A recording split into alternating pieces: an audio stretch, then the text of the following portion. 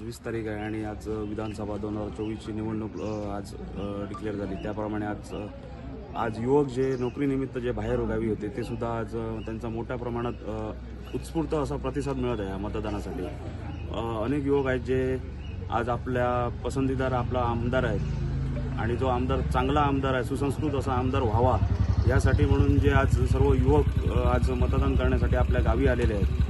तर अशा मतदारांना आपण धन्यवाद देणं सुद्धा तेवढंच गरजेचं आहे, कारण आज लोकशाहीचा भाग आणि युवक हा त्यामधला महत्त्वाचा भाग आहे। त्यामुळे आज जो युवक येत आहेत मतदानासाठी हे एक चांगली गोष्ट आहे। नक्कीच आज आपले जे महाराष्ट्राचे नेते शिक्षण मंत्री दीपकभाई केसरकर आहेत, हे आज आपला माणूस म्हणून सर्व ठिकाणी ओळखले जातात। संपूर्ण महाराष्ट्र राज्याचा जो शिक्षण खात्याचा जो त्यांनी आज जो कारभार सांभाळलेला हा एक म्हणजे आजपर्यंत जितके शिक्षण मंत्री झाले त्यामध्ये आज एक नंबरचं काम हे आज दीपकभाई केसरकर यांनी केलेलं आहे आणि दीपकभाईंच्या माध्यमातून आज अनेक विकास कामे होत आहेत आणि जी आता राहिलेली कामं आहेत ती कामं पूर्ण करण्यासाठी आज पुढचा जो कालावधी आहे त्या कालावधीमध्ये नक्कीच 100% दीपकभाई केसरकर हे निश्चितपणे त्याला योग्य असा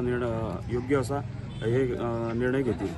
मुळात कसं आहे, आमदार कसा असावा, तर आमदार असा असावा की ज्याने जास्त करून आपल्या मतदारसंघासाठी त्याने निधी हा मोठ्या प्रमाणात आणलाच पाहिजे आणि त्या निधीतून लोकांची विकास कामं ही झाली पाहिजे। त्यासाठी हा आमदार सुसंस्कृत आणि निधी खेचून आणण्यासाठी त्याचा पूर्णपणे विधानसभेमध्ये आपलं त्याचं वर्चस्व असावं लागतं। त्यासाठी हा आपला जो 3 टर्म राहिलेले जे दीपकभाई केसरकर आहेत यांच्या माध्यमातून आपल्या मतदारसंघामध्ये मोठ्या प्रमाणात विकास निधी येणार आणि त्यातून अशी भरीव अशी विकास कामं होऊन चांगला सगळी कामं होऊन जनतेला त्याचं पूर्णपणे विकास काम दिसेल।